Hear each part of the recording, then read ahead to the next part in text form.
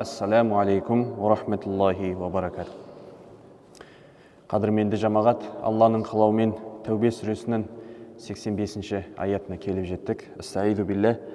Ва ла ту'джибка амвалухум ва ауладухум иннама юриду Аллаху ан ю'аззибахум биха фид дунья ва тазхаqa анфусухум ва хум кафирун. Садақаллахул азим.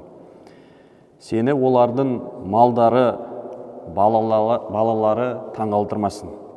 Шынында Алла мұнымен оларға дүние тіршілігінде азаптауды және қарсы болған бойда олардың жандарын шығуын қалайды дейді.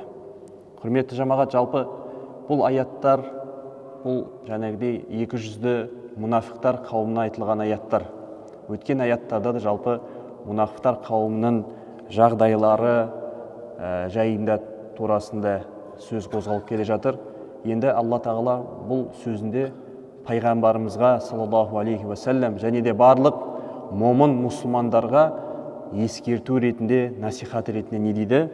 Олардың тапқан дүниелері, мал мүліктері мен балаларының көптігі сені және де момындарды қызықтырмасын дейді.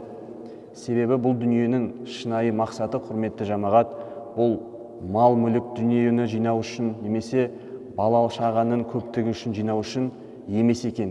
Бұл дүниенің шынайы мақсаты ол Аллаға иман келтіріп, Құдай тағаланы танып, оған құлшылық жасау болып табылады. Алайда Алла тағала бұл дүниеде басқа да көптеген нығметтерді берген екен. Осы нығметтердің ішінде де мал мүлік дүниеде бар екен. Бірақ та мұсылман адам өзінің өмірін, құрметті жамағат, бұл өмірде дүниені немесе мал мүлікті өзінің мақсатына айналдырмау керек. Себебі иннама амвалукум ва ауладукум фитна дейді Алла тағала. Сендердің жинаған мал мүлкілерін, бала шағаларын сендер үшін фитна дейді. Фитна дегеніміз яғни үлкен сынақ дейді. Сол үшін бұл берген нығметті, Алланың бізге берген нығметті мақсатқа емес, бәлкім не істеу керек? Құралға айналдыру керек екен. Пайғамбарымыздың саллаллаху алейхи уассалам басқа хадисін айтады: "Ни'ма малу солих лил мар'i солих" дейді. Адал табыс тапқан салихалы адам қандай жақсы дейді. Демек, баршамыз адал табыс тауып, оны жақсы жақтарға ақыретіміздің пайдасы үшін жұмсайтын болсақ, демек Алла тағала бізге осы дүниенің несі береді екен?